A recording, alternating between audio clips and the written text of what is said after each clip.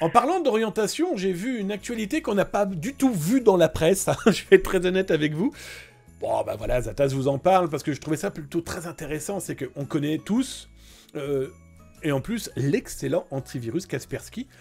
C'est une société russe. Eh oui, donc c'est comme ça, hein, même si elle est basée, elle a des filiales à droite à gauche, qu'on le veuille ou non, c'est compliqué, hein, cette période de guerre, donc pour elle, ça doit être très compliqué aussi, sachant que je connais des gens qui y travaillaient, en tout cas des francophones et autres, des gens d'une compétence et d'une qualité qui sont indéniables.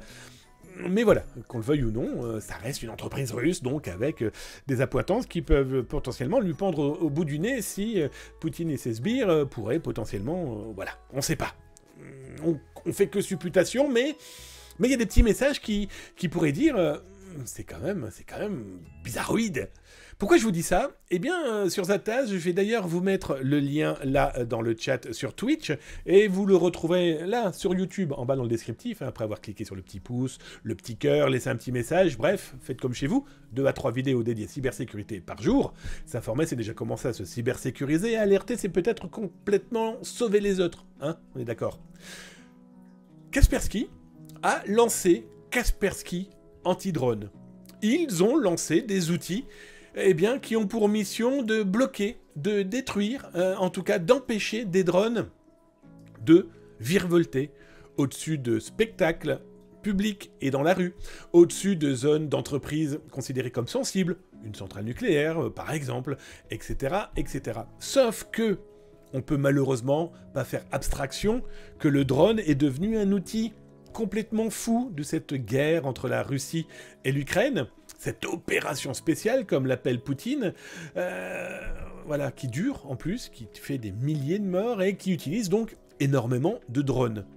Et nous avons Kaspersky qui a sorti 2 outils anti-drones. Le premier, c'est celui-ci. On est dans une ambiance Robocop, comme je l'ai écrit dans l'article, qui permet de contrôler un drone, de l'empêcher d'avancer, d'aller plus loin, et donc de le faire poser, ça bloque les ondes.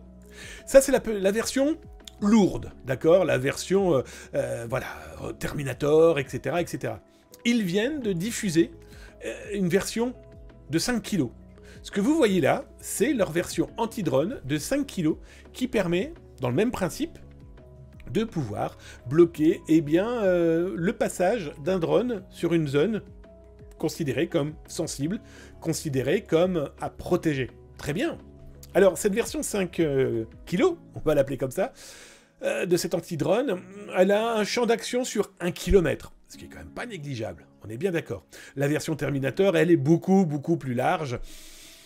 Alors, je vous ai trouvé le document dédié à cette chose. Alors, vous m'excuserez, c'est en russe, vous l'aurez bien compris, et ça explique comment ça fonctionne.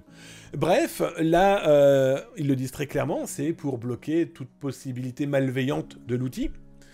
En période de guerre, est-ce que cet outil ne pourrait pas potentiellement permettre de bloquer des drones qui ont pour mission de faire de l'intelligence de terrain, voire d'être utilisés comme armes? Bref, c'est pas de chance que cette société communique sur ce sujet à ce moment-là. En tout cas, ils n'ont pas communiqué chez nous. Mais c'est un produit qui montre que les drones aussi rentrent de plus en plus dans l'arsenal d'entreprises dédiées à la cybersécurité.